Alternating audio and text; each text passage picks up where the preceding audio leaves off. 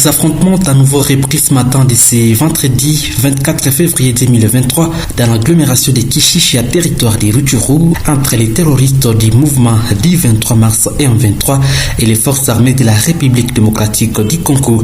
Selon nos sources, c'est aux environs de 6 heures que détonations en armes lourdes et légères ont commencé à se faire attendre dans cette entité. La notabilité locale parle des affrontements qui ont été signalés sur des lignes de front, notamment dans la cité de Kishishi. Et même Mukandamboussa, l'aide notable de la région, est en direct de Afro Info 243. Aimé Mukandamboussa, bonjour. Oui.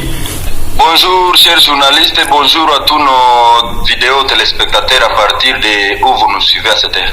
Merci. À 12 heures passées de presque 14 minutes, nous sommes en direct avec vous sur Afro Info 243 pour parler de la sécuritaire qui est en train d'être vécue ce moment même dans votre entité, les territoires des Rutshuru. Vous parlez des affrontements qui ont débuté depuis ce matin. Qu'en est-il? Oui. Il y a eu affrontement aujourd'hui sur 2 lignes de front. Il y a eu affrontement vers Kishiche où l'armée a essayé de bloquer les M23 qui voulaient déborder vers la rivière Rwindi pour s'emparer du groupement Mutanda, puisque aujourd'hui ils sont encerclés ils encerclent le groupement de Bambo, d'où la cité de Bambo et celui de Kishiche et d'autres villages aux périphéries de Kishiche dans le groupement de Bambo à chefferie de Bwito. Et nous signalons que les affrontements ont duré plus de 2 heures et les M23 qui voulaient avancer vers la Somikivu, les mines de Somikivu sont toujours empêchés par les FRDC 34 et 12e régiment qui sont basés à l'autre côté à Kirima, Kashalira, Mirangi et Kibirizi. Pour dire, ces affrontements ont duré peu de temps, mais à cette heure, les affrontements sont signalés dans les Massissi à Mushaki. Et difficile de vous parler du bilan puisque les soirs nous reviendrons vers vous pour vous parler du bilan des affrontements de Mushaki puisque c'est un peu loin et personne ne contrôle puisque la majorité de Mushaki ce sont des fermes des grands Bwana, des grands concessionnaires, des grands politiciens. Ce sont les politiciens qui ont jugé bien diriger des fermes à Mushaki comme il y a Joseph Kabila, il y a d'autres que je n'aime pas citer leur nom pour ne pas me tirer des ennuis avec les gens. Pour dire, à Mushaki, les combats, les affrontements seraient difficiles puisque une grande partie de Mushaki, Kilolirwe, voire même à Odesake, ce sont des fermes des personnes qui sont suspectes dans cette guerre. Plusieurs personnes qui sont suspectes dans cette guerre du M23, à commencer par l'ancien président Joseph Kabila, ce sont eux qui ont érigé des fermes à Mushaki. Et nous avions toujours alerté, lorsque les combats étaient très loin de Kiloliro et de Mushaki, que si les combats arrivaient au niveau de Mushaki, ça serait difficile de combattre, puisqu'on risquerait de confondre les bergers aux milices du M23, puisque ils se ressemblent. Alors, et même Mukanda, pour le moment, vous dites il y a donc les calmes à Para, parce que vous avez parlé des affrontements qui ont duré seulement à 2 heures. C'est-à-dire, pour le moment, les terroristes du M23 restent de leur côté et aussi les FRDC de leur côté. Oui. Du côté de la rivière Rwindi vers Kishiche, c'est au côté gauche de la rive gauche de la rivière Rwindi, c'est le M23. Côté droite, c'est le FRDC, commandé par le commandant 34 et 12e régiment, qui depuis plus de 2 semaines bloque l'avancée de ces rebelles qui veut à tout prix avancer vers la mine de Somikivu, puisque vous voyez, cette guerre qui est purement économique, les rebelles veulent contrôler les mines pour exploiter. Pour dire, il fallait que le gouvernement puisse faire tous les moyens possibles pour renforcer les militaires aux alentours de Kirima, aux alentours de la rivière Rwindi, puisque l'ennemi veut déborder la rivière Rwindi pour commencer puisque après la rivière Rwindi, c'est maintenant la mine de Somikivu. Tous les terres là, Kashalira, Kirima, Kibirizi, Amondap vers la Somikivu, Mine, Bwalanda, tout cela ce sont des terres sous-sol. Il y a les pyrochlores, les tantalites, il y a lorsque nous étions des enfants, on nous disait que là-bas il y avait des niobium. Le niobium est utilisé dans la fabrication des fusées.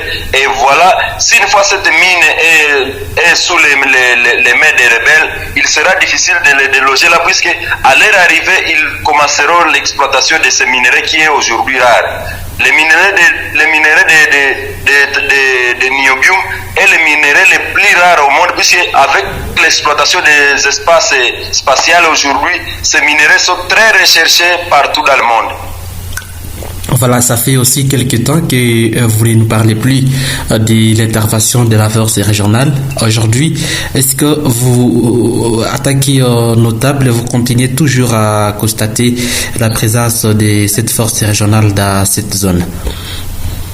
Cette force, c'est une épouvantail. Ce sont les épouvantails qu'on nous a amenés. Nous les considérons comme des épouvantails, mais derrière eux, il y a des agendas cachés.